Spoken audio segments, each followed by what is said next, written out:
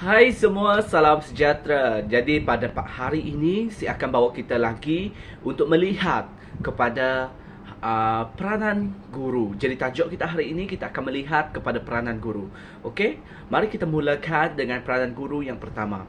Jadi untuk peranan guru yang pertama adalah guru berperanan sebagai pengamal ilmu. Jadi seperti kita sedia maklum bahawa guru adalah individu yang berperanan sebagai pengamal ilmu, di mana guru itu adalah tempat rujukan ilmu dan guru haruslah sentiasa mengemaskini serta mempertingkatkan ilmu pengetahuan masing-masing. Itu adalah peranan guru. Yang pertama adalah guru berperanan sebagai pengamal ilmu.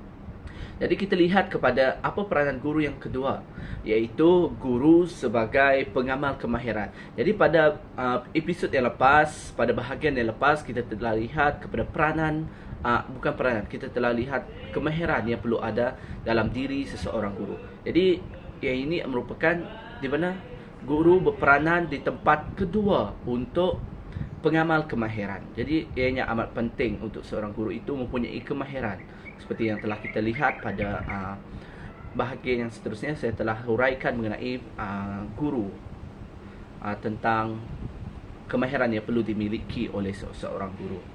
Yang ketiga adalah guru berperanan sebagai pembentuk nilai. Di sini guru adalah merupakan panduan ataupun tauladan ataupun contoh untuk seseorang murid membentuk identiti nilai murni ataupun sasiah mereka. Itu adalah guru sebagai pembentuk nilai.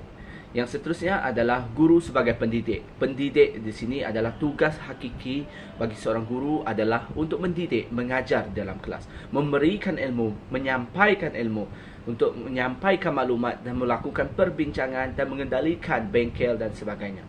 Itu adalah peranan guru sebagai pendidik, mendedahkan pengalaman, mendidik murid berakhlak mulia.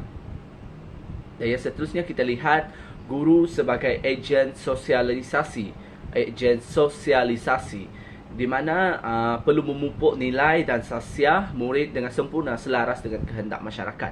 Di mana sosial ini adalah di mana kita lihat sosial adalah masyarakat ataupun keadaan bagaimana murid akan hidup dalam masyarakat yang pelbagai bangsa, pelbagai kaum.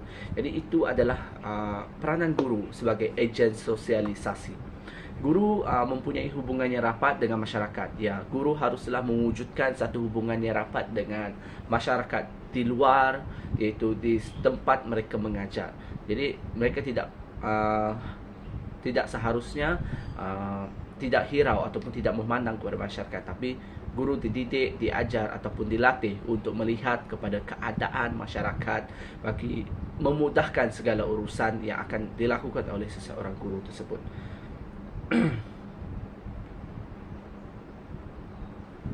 Dan kita lihat seterusnya adalah guru sebagai ejen perubahan, di mana mengubah daripada style pengurusan dan kepimpinan yang bersifat autokratik kepada demokratik. Jadi guru adalah ejen perubahan, di mana kita mengubah beberapa ciri asas yang tidak berkeperluan untuk kita ubah kepada satu lagi langkah yang lebih produktif. Perlu berasaskan kepada perkara-perkara berikut, iaitu mengubah daripada strategi pemusatan guru kepada pemusatan murid, mengamalkan sifat penyayang terhadap pelajar, rakan sekerja, ketua, staf sokongan dan juga sekolah, dan bersikap terbuka secara proaktif dan bersedia untuk menghadapi perubahan khususnya dalam bidang pendidikan. Di mana kita sedia maklum bahawa dalam bidang pendidikan akan banyak perubahan yang akan berlaku.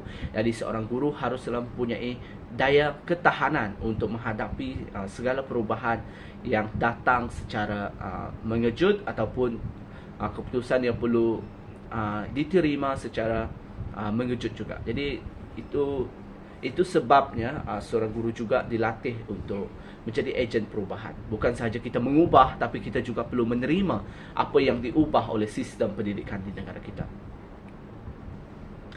Seterusnya adalah guru sebagai pembina negara. Ya, betul, saya bersetuju bahawa guru adalah berperanan sebagai pembina negara, di mana guru ini amat berkait dengan masyarakat, amat berkait dengan murid-murid, di mana guru menyampaikan ilmu.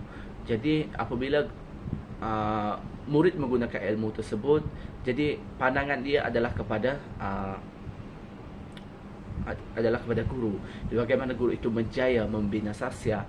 Jadi tak semestinya kita doakan yang baik-baik untuk murid-murid kita. Itu sudah semestinya. Tapi sekiranya murid kita tidak berjaya mencapai satu potensi yang tinggi dalam akademik, tidak semestinya mereka tidak berguna kepada negara. Itu tidak. Jadi seharusnya sasiah pelajar itu juga dinilai.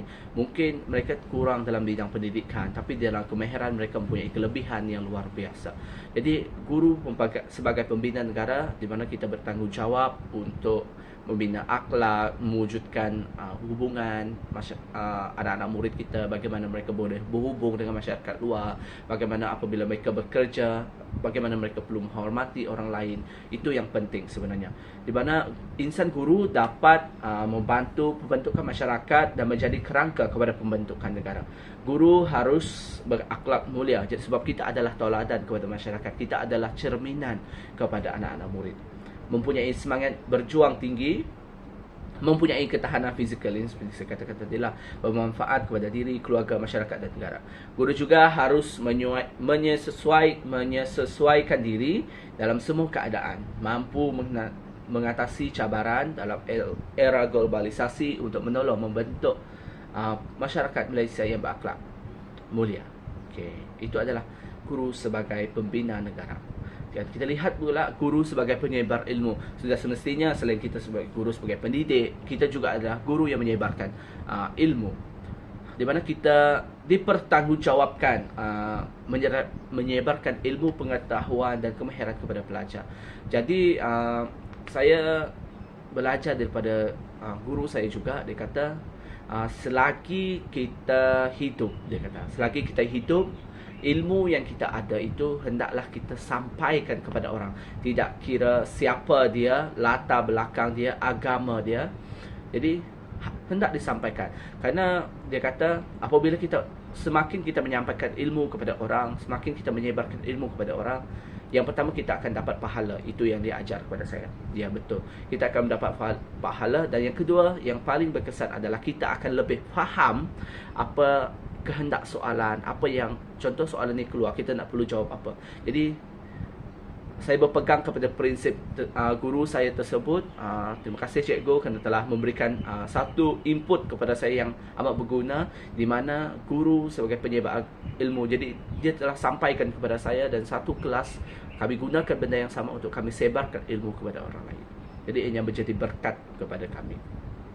Memupuk nilai budaya ilmu supaya menjadi teladan bagi murid-murid, mencontohi serta membentuk budaya ilmu sebagai ciri utama dalam kehidupan mereka.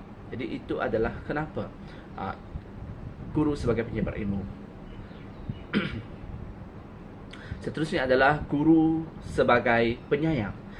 Guru hendaklah prihatin, berminat, bertimbang rasa, menjaga pemikiran, memberikan perhatian kepada permintaan, pandangan, kebajikan, keperluan dan kebahagiaan murid-muridnya. Menyukai dan menyayangi kanak-kanak, berminat mengajar, dedikasi dan melaksanakan aktiviti PDP dengan bersungguh-sungguh dapat melahirkan murid yang mempunyai kepimpinan cemerlang melalui pendedahan hidup masyarakat. Ini adalah peranan guru. Dia selain daripada mendidik, guru juga harus memberikan kasih sayang kepada murid-murid. Apabila kita telah memberikan perhatian kepada anak murid kita, anak didik kita, mereka akan rasa minat untuk belajar. Jadi itu adalah cara penting lah, tips apabila kita menjadi seorang guru, di mana kita perlu menyayangi murid kita sama rata. Tidak boleh saya sayang dia lebih tak. Kita harus menyayangi murid kita sama rata. Seterusnya adalah guru sebagai pakar rujuk. Ya, betul, saya bersetuju bahawa guru merupakan pakar rujuk, bukan untuk segala perkara, tapi yang ada sesetengah bab ataupun sesetengah perkara guru itu mempunyai pengetahuan, disebabkan mereka mempunyai kemahiran ikhtisas dan menguasai ilmu pengetahuan. Oleh itu guru dikatakan sebagai pakar rujuk. Yang seterusnya adalah menunjukkan sikap jujur serta mewujudkan interaksi positif berbagai hala. Lepas tu, guru juga menggunakan pelbagai kaedah dan teknik yang memudahkan murid menjalankan aktiviti pengajaran mereka. Jadi itu sebab guru adalah sebagai pakar rujuk di dalam semua perkara. Seterusnya adalah guru sebagai mentor. Mentor ni adalah di mana student mengalami masalah, mereka akan bertanya kepada guru, menolong memberikan penyelesaian masalah kepada murid dengan tepat dan cepat. Itu adalah tugas guru sebagai mentor. Seterusnya adalah guru sebagai pengurus. Guru memang pengurus sebab dia harus menguruskan bilik darjah, menguruskan aktiviti pelajar, menguruskan murid-murid supaya mematuhi peraturan, mengurus keadaan fizikal bilik darjah ataupun mengurus aktiviti berkumpulan. Guru memang sebagai seorang pengurus.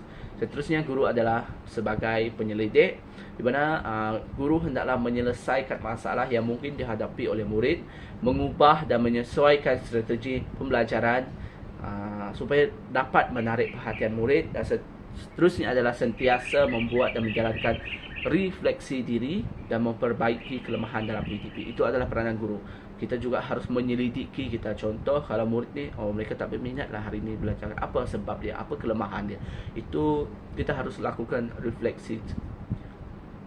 refleksikan diri bagi melihat apakah jalan untuk kita mengatasi masalah yang timbul.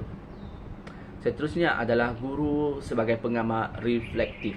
Sentiasa membuat pertimbangan dan pemikiran yang mendalam sebelum merancang sesi-sesi pembelajaran supaya murid memperolehi kemahiran berfikir kritis dan kreatif yang tinggi dalam semua aktiviti pengajaran dan pembelajaran. Jadi guru adalah pengamal reflektif. Maksudnya di sini adalah sentiasa mempunyai pemikiran, sentiasa berfikir secara mendalam sebelum merancang sesi-sesi pengajaran. Jadi itu adalah kepentingan. Ada 14 peranan guru yang telah saya senaraikan tadi, dan saya berharap ianya membantu kita semua. Dan saya nak katakan di sini adalah pendidikan merupakan pelaburan yang penting dalam sebuah negara. Kualiti generasi pada masa hadapan sebahagian besarnya terletak di tangan guru-guru. Jadi betul, guru-guru adalah individu yang berperanan untuk membina negara, untuk melahirkan generasi yang yang berdaya saing. Jadi saya rasa itu sahaja perkongsian saya pada bahagian kali ini. Saya ucapkan terima kasih kerana sudi mendengar ataupun melihat perkongsian saya. Saya harap ianya berbaloi kepada anda semua. Jangan lupa untuk support channel Cikgu Elvista. Jangan lupa untuk like, subscribe, komen dan share sekiranya bermanfaat kepada anda, supaya orang lain juga mengetahui bahawa ianya bermanfaat bagi mereka. Bye, jumpa lagi.